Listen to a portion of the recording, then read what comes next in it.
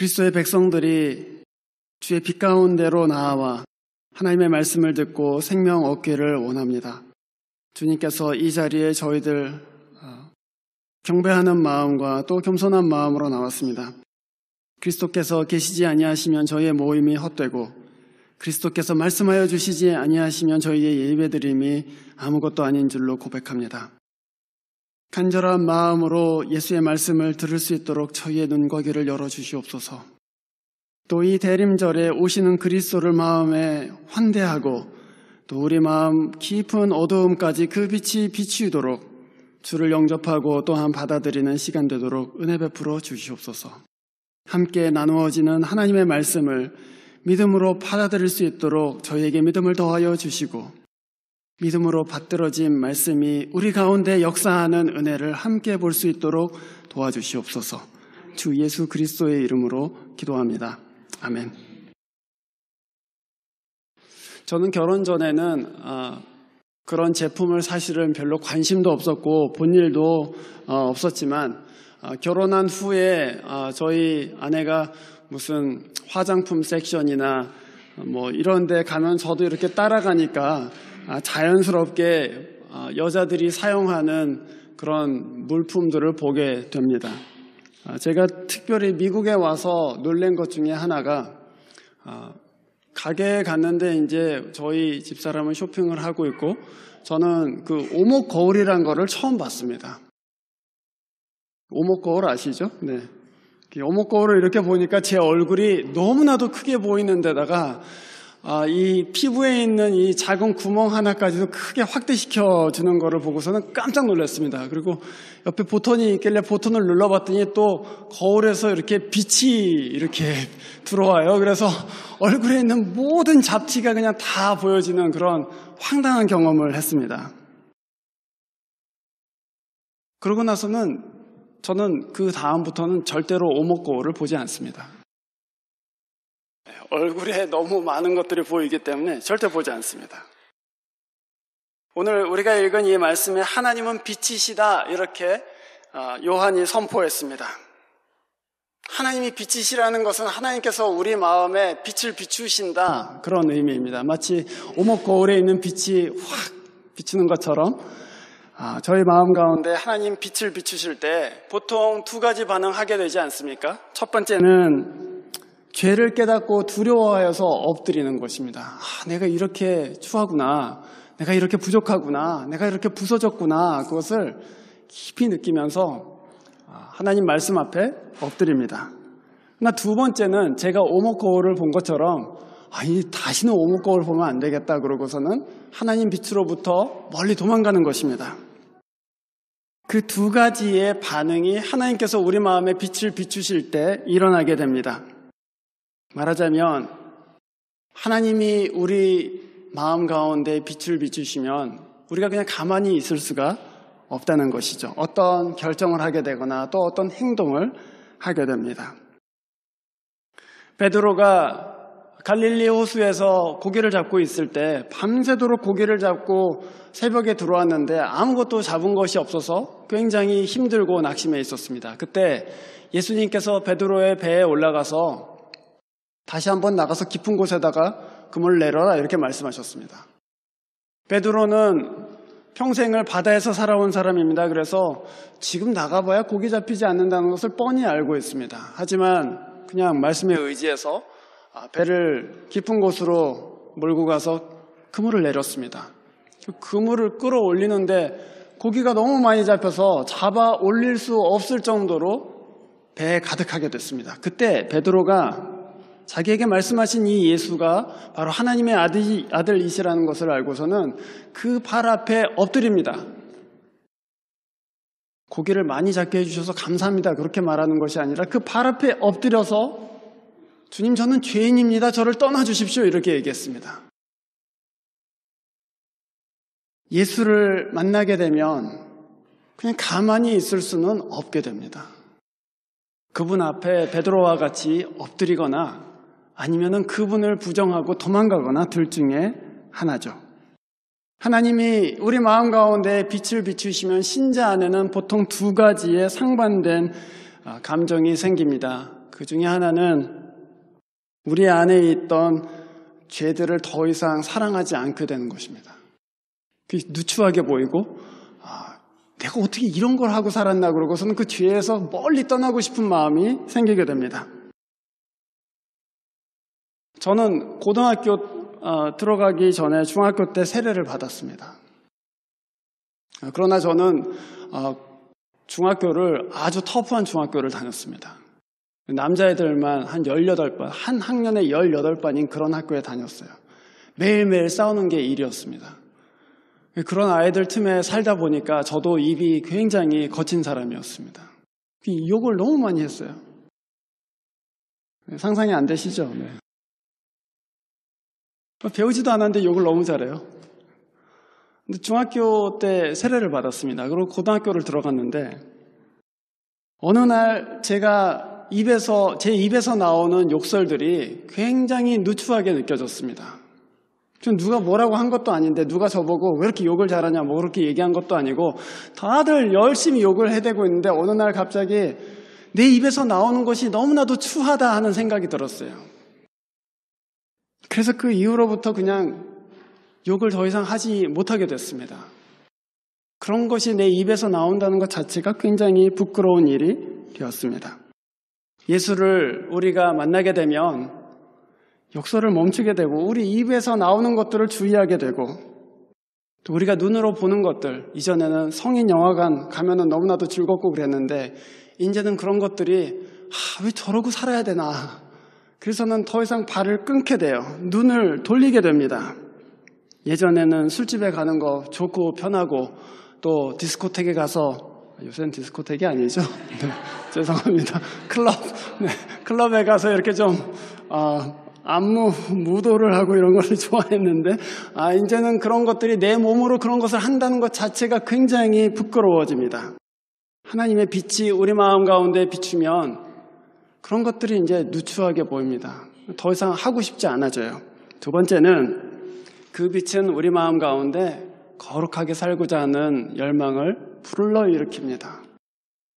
그리스도와 같이 되기를 원한다는 마음을 불러일으켜요. 여러분도 잘 아시다시피 요새 미국의 뉴스에는 연일 유명 인사들, 정치인, TV 앵커, 무슨 엔터테인먼트, 무슨 매니저들, 이런 사람들이 대거 자기 주변에 있는 여성들을 성적으로 희롱하거나 또는 폭력을 가하는 그런 일들로 미국 뉴스가 너무너무 복잡하고 아주 힘든 상황 가운데 있습니다. 저는 보스턴에 처음 유학을 와서 영어 공부를 할 목적으로 찰리 로즈가 하는 인터뷰를 많이 봤습니다. 여러분, 찰리 로즈가 누군지 아시죠? CBS의 간판 앵커 아닙니까? 그 인터뷰들을 보통 한 60분짜리 하는 그런 인터뷰들인데, 그런 인터뷰를 보면서 그 사람을 제가 굉장히 깊이 존경했어요, 사실은.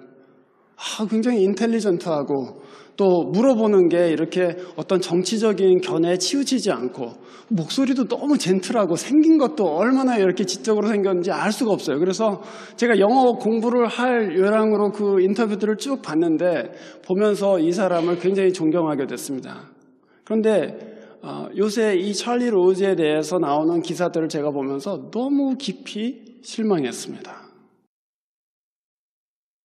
이렇게 사회적으로 높은 지위에 있고 지적이고 치우치지 않고 항상 캄한 그런 사람, 그 내면 가운데 이렇게 더러운 것들이 있다니, 이렇게 불경건한 것들이 그 사람 안에 있다니 하는 그런 마음 때문에 저도 굉장히 실망하고 두려워졌습니다.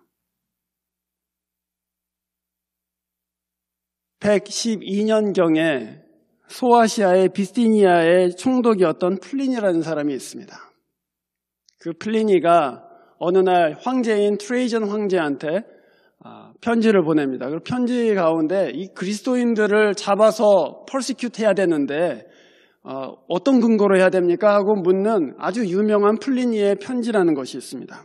이 플리니라는 총독이 트레이전 황제한테 이 사람들이 모여서 무엇을 하는지를 취조한 결과를 알려주는 장면이 나옵니다. 근데 거기에 보면 그러니까 2세기 초에 있는 그리스도인들이죠. 그 사람들이 주일 새벽 일찍 모여서 예배를 하는데 그 예배의 리더들은 2명의 여종이었다 그렇게 얘기합니다.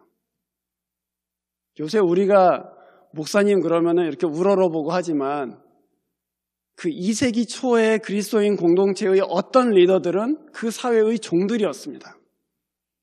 그런데 그 종이 리더인 그 교회가 새벽 이른 아침에 모여서 예수님께 찬송하고 이제 그 예배 과정을 쭉 적는 거예요. 근데 예수님께 찬송하고 무슨 자기네들 신에 대해서 뭐 이렇게 교서를 듣고 그 다음에는 서로 모여서 헤어지기 전에 약속을 하더라는 거예요. 그 약속의 내용은 뭐냐면은 우리 오늘 살면서 도둑질하지 말자. 우리 오늘 살면서 간음하지 말자. 우리 오늘 살면서 어떤 죄에도 가담하지 말자. 그리고 우리 오늘 살면서 우리가 누구한테 한 말에 대해서는 절대 책임을 지자. 우리 말에 신의가 생기도록 그렇게 행동하자. 그러고서는 서로 약속하고 헤어졌다는 것입니다. 성도 플리니는 그것들을 쭉 들으면서 우리가 이 사람들을 박해하는 게 맞습니까? 그러고서는 황제한테 물어봅니다. 이 세상에서 지적이고 교육 많이 받고 돈 많고 명예로운 찰리 로즈 같은 사람의 마음속에는 정욕이 드글드글 들끓고 있고 세상에 교육도 받지 못하고 가장 하층에 있는 로마의 이 여종들 안에는 그리스도 때문에 우리가 오늘 바르게 살자 하는 그런 순결한 마음이 있는 것이죠.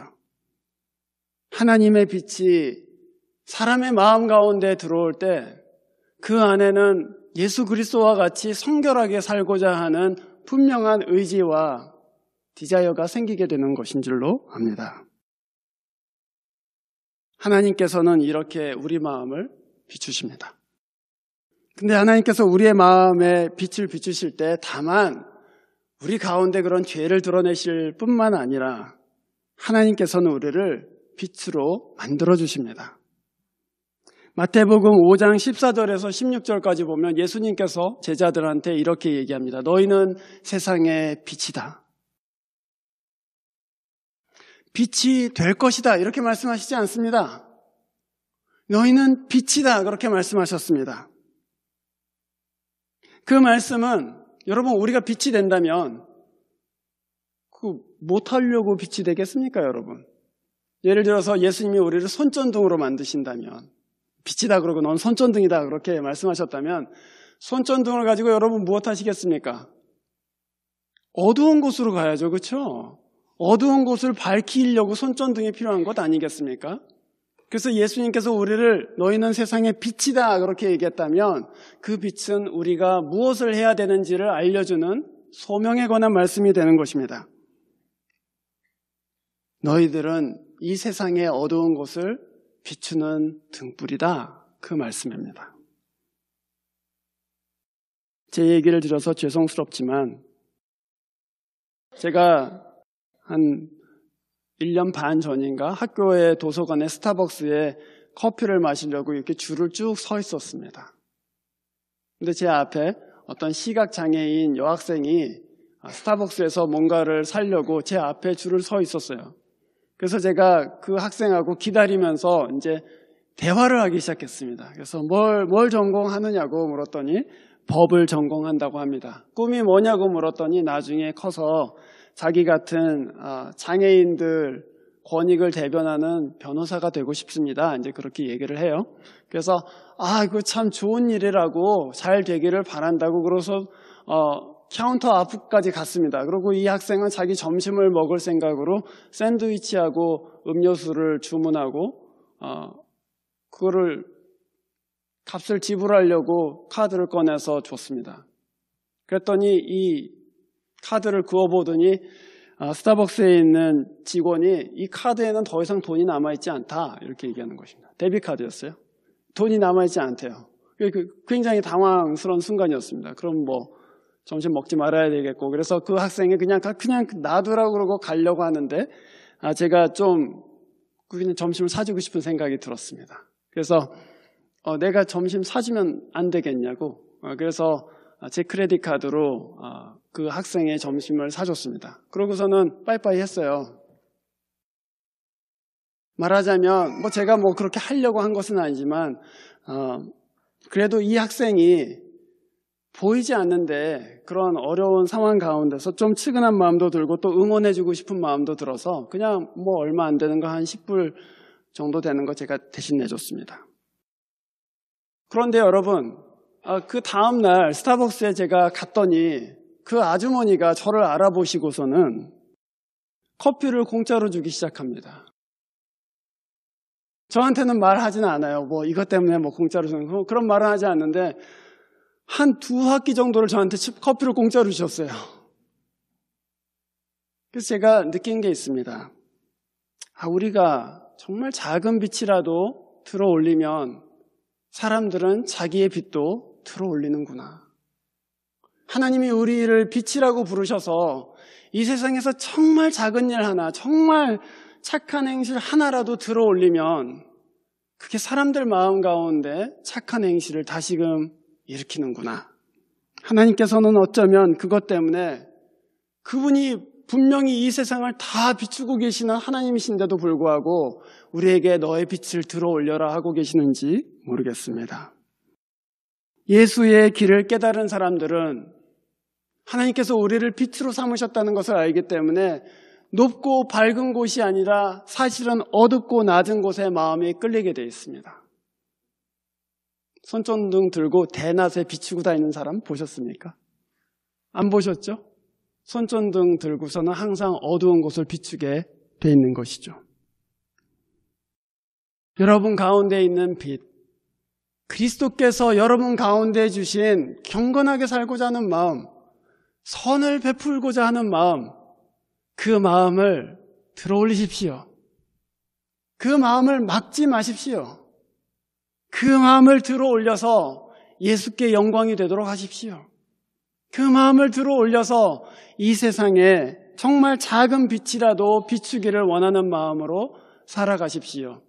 그것이 주님께서 이 대림절에 이 세상에 빛으로 오신 두 번째 이유입니다.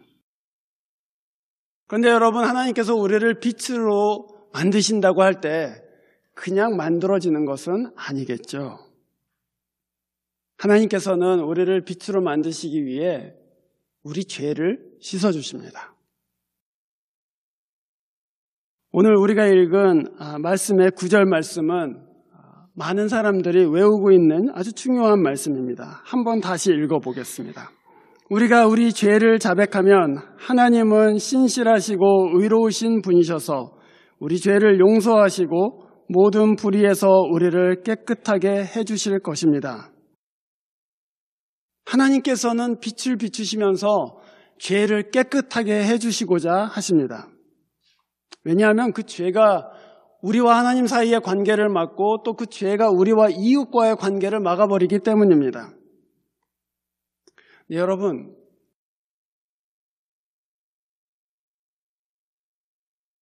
우리 인생의 가장 중요한 문제는 사실은 이 성경에서는 죄 문제라고 얘기합니다. 우리 인생의 가장 중요한 문제가 뭐냐? 그거 해결해 주려고 예수님께서 오신 거잖아요. 그거는 돈 문제도 아니고, 그것은 결혼에 관한 문제도 아니고, 그것은 커리어에 관한 문제도 아니고, 그것은 무슨 내 자존심에 관한 문제도 아니고, 그 문제는 바로 죄 문제입니다. 그래서 주님께서는 우리 인생의 가장 중요한 그 문제, 사실은 그 누구도 건드리고 싶어 하지 않는 그 문제를 고치려고 오셨습니다. 아무도 건드리고 싶어 하지 않습니다. 아무도 자기 자신을 고치고 싶어 하지는 않습니다. 다른 사람이 말해주는 것도 싫어합니다. 근데 하나님께서는 그 죄 문제가 우리 인생의 가장 중요한 문제라는 것을 알고 계십니다. 그래서 자기 아들을 보내서 우리 대신해서 죽음을 죽게 만드셨습니다. 그 그리스도를 보고서는 하나님께서는 우리를 기꺼이 용서해 주시는 분이시구나, 그것을 알게 됩니다. 그 사랑을 알기 때문에 하나님 앞으로 나아가서 잘못했습니다라고 회개하고 죄를 씻을 수 있는 용기가 생기는 것이죠. 그리스도의 용서를 경험하면 내가 잘못했습니다라고 말할 수 있는 용기가 생깁니다. 하나님께서 용서해 주신다는 것을 알았기 때문에 여러분 한번 생각해 보세요. 내가 죄를 지었는데 하나님이 용서해 주시면 그거 형제한테 가서 용서해 달라고 하는 것이 어렵겠습니까? 하나님이 용서해 주셨는데, 그렇잖아요. 그래서 내 마음 가운데 이 죄를 형제에게 용서해 달라고 말할 수 있는 용기가 생기죠. 여러분은 잘 모르실 수도 있지만 워터게이트라는 아주 큰 스캔들이 미국 역사의 정치사에 굉장히 중요한 스캔들이었습니다. 그 워터게이트의 한 주역이었던 척 콜슨이라는 사람이 있습니다. 척 콜슨은 브라운 대학을 나온 아주 수재입니다. 이 사람이 닉슨의 보좌관으로 있으면서 여러 가지 사실은 부정을 많이 저질렀습니다. 그리고선 나중에 워터게이트 스캔들이 일어나고 나서 형을 살게 되었습니다. 그리고 형무소에 있게 되는데 그 감방에서 자기 친구가 넣어준 신앙서적 한 권을 읽고 회심하게 됩니다. C.S. 루이스가 쓴 Mere Christianity였습니다. 그걸 읽고 예수께 돌아왔어요. 그런데 이 사람이 그리스도인으로 이제 회심을 하고 나서 자기 예전에 그 백악관에서 같이 어울리던 사람들을 찾아가서 용서를 구하기 시작했습니다. 그 중에 한 사람이 사우스캐롤라이나의 유명한 상원 의원이었던 해리 덴트라는 사람입니다. 해리 덴트한테 어느 날 척 콜슨이 찾아왔습니다. 해리 덴트는 상원 의원이었지만 사우스캐롤라이나의 별로 이름 없는 대학에 나온 사람이었습니다. 근데 척 콜슨은 회심하기 전에 화이트하우스에서 근무하면서 이 덴트 상원 의원 다루기를 그 영어 표현 그대로 하자면은 The Southerner in White House, 남부에서 온 촌놈이 어디 백악관에서 근무하나, 그런 식으로 이 사람을 하대했습니다. 자기는 아이비 리그 스쿨을 나온 사람이고 대통령의 최측근에 있고 많이 배웠고 그래서 아주 교만하게 하대했다는 거예요. 그런데 예수를 믿은 다음에 이 상원 의원한테 찾아가서 내가 당신을 그렇게 룩다운했던 것에 대해서 용서를 구합니다. 그러고서는 용서를 구했습니다. 그러자 이 덴트 상원 의원 역시 크리스찬이었는데 너무나도 놀랐어요. 자기는 이게 쇼라고 생각하는 거예요. 척 콜슨이 예수를 믿었다는 게 뉴스에 뜨고 하는 것을 보면서 저건 다 쇼다. 형을 조금 덜 살려고 또 대중의 어떤 파퓰러리티를 얻으려고 하는 쇼다, 이렇게 생각했어요. 하지만 자기를 찾아와서 자기가 진심으로 그걸 잘못했다고 용서해달라고 하는 것을 듣는 순간 진짜구나 하는 것을 알게 됐습니다. 그런데 더 나아가서 그가 나중에 자기 딸한테 고백한 부분이 있습니다. 척 콜슨이 자기한테 용서를 구할 때 자기는 그 척 콜슨의 인생에서 자기한테는 있지 않은, 자기 인생에는 없는 그리스도로 인한 이 변화된 마음을 보았다는 것입니다. 그래서 그 척 콜슨과 그때서부터 친구가 되어서 평생을 친구가 되었습니다. 오늘 우리가 읽은 이 말씀, 7절 말씀에서 이렇게 얘기했습니다. 하나님께서 빛 가운데 계신 것과 같이 우리가 빛 가운데 살아가면, 그래서 우리 안에 있는 어두움을 고백하기 시작하고 우리 가운데 있는 허물에 대해서 용서를 구하기 시작하고 또 우리 가운데 있는 연약함을 인정하기 시작할 때에 우리는 서로 사귐을 가지게 됩니다. 그렇게 얘기했습니다.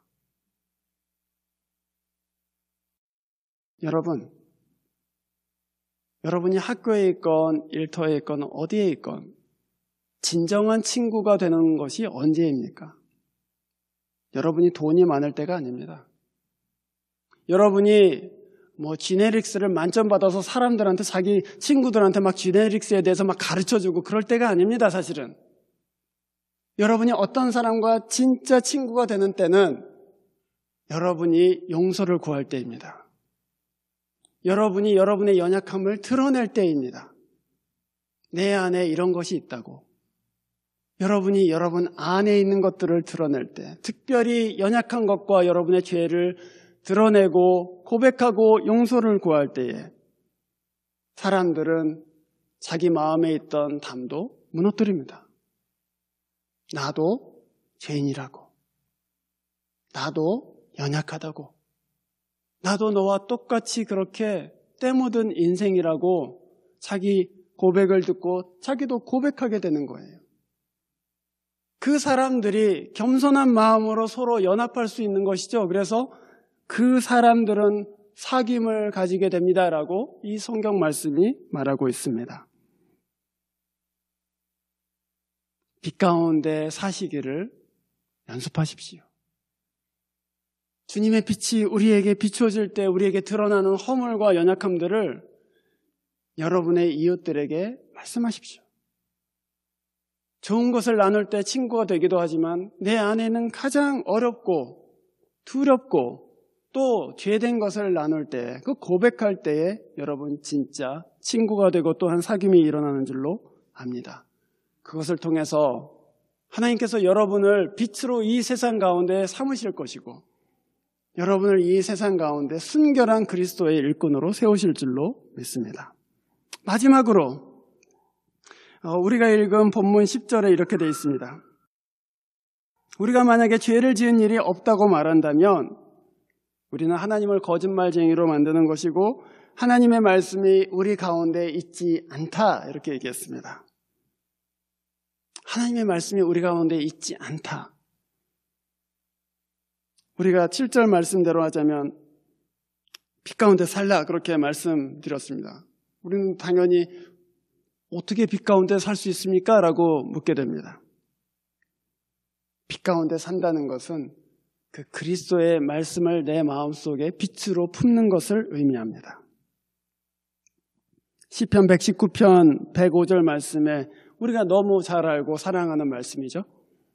주의 말씀은 내 발의 등이요 내 길의 빛이니이다. 그 말씀이 내 길을 밝히고 그 말씀이 내 발걸음을 비추어서 나로 하여금 실족하지 않게 해주십니다. 나를 지켜주십니다. 그 말씀이죠. 그리스도인의 삶은 예수의 말씀 안에 사는 삶입니다. 그 빛을, 그 말씀의 빛을 여러분 안에 품으시기를 바랍니다. 그의 말씀이 우리 안에 풍성하게 거하기 시작하면 그리스도께서 그 말씀을 통해서 여러분 마음에 말씀하시기 시작하실 것입니다. 저는 여러분에게 말씀을 사모하시라고 말씀드리고 싶습니다. 만약에 일주일에 30분 여기서 하나님의 말씀을 듣는 것이 우리 삶의 전부라면 여러분 어떻게 하나님께서 여러분에게 말씀하실 수 있겠습니까? 만약에 일주일 동안 살면서 단 하루, 그것도 30분 말씀 듣는 게 전부라면 우리가 어떻게 하나님의 빛 가운데 산다고 말씀할 수 있겠습니까? 그리스도께서는 사단이 시험할 때에 광야에서 힘들고 어려운데 사단이 시험하잖아요. 근데 그 시험할 때 단 사단의 시험을 이긴 그리스도의 무기는 단 하나밖에 없었습니다. 하나님의 말씀밖에 없었어요. 그 말씀이 그리스도의 마음을 채우고 있었고, 그래서 사단이 시험할 때 자기의 능력으로 이긴 것이 아니라 그가 늘 마음속에 품고 있던 말씀으로 이기셨습니다. 그리스도의 진짜 시험은 어디였을까요? 물론 광야 시험도 진짜 시험이죠. 하지만 그리스도의 진짜 시험은 어디입니까, 여러분? 진짜 시험은 십자가입니다. 여러분, 우리가 그 십자가 볼 때 주께서 나의 하나님 어찌하여 나를 버리셨나이까? 그 십자가에서 시편 22편으로 기도하십니다. 그 시편 22편이 십자가에서 예수께서 묵상하신 하나님의 말씀이었습니다. 그 22편은 사실은 하나님 어찌하여 나를 버리십니까? 라고 시작하지만 그 끝은 하나님께서 나를 소생시키시고 회복시키실 것이라는 소망과 감사로 끝나게 됩니다. 십자가에서 힘이 다 탈진했기 때문에 그 첫머리만 말씀하실 수밖에 없었지만 주께서는 그 시편의 마지막에 찬송을 마음속에 품고 계셨습니다. 그리고 그 말씀으로 십자가를 이기셨습니다. 이 말씀이 여러분의 삶을 지킬 것입니다. 이 말씀이 여러분의 발의 등이 되실 것입니다. 그리고 여러분이 이 말씀을 지키기 시작할 때, 마음에 품기 시작할 때에 그 말씀이 여러분의 인생을, 여러분의 길을 지키실 것입니다. 오늘 우리가 함께 대림절의 첫 주를 기념하면서 빛으로 오신 그리스도, 그분에 대해서 깊이 생각하고 그 빛이신 예수 그리스도를 우리 마음 가운데 모셔드리기를, 그래서 그 빛이 우리 마음속을 주장하시기를 주의 이름으로 축원합니다. 기도하겠습니다.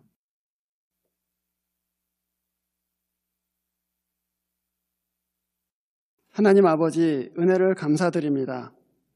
저희들이 오늘 읽은 이 말씀의 선포처럼 하나님은 빛이시라, 그 말씀이 우리에게 들어와서 우리의 어두움을 밝히시고 우리 인생을 밝히시고 또한 이 세상에서 우리를 빛으로 만들어주시기를 간절히 기도합니다.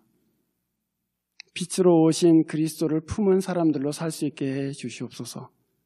그리고 그 빛으로 어두운 곳을 밝히는 주의 자녀들 되도록 인도하여 주시옵소서. 주 예수 그리스도의 이름으로 기도합니다. 아멘.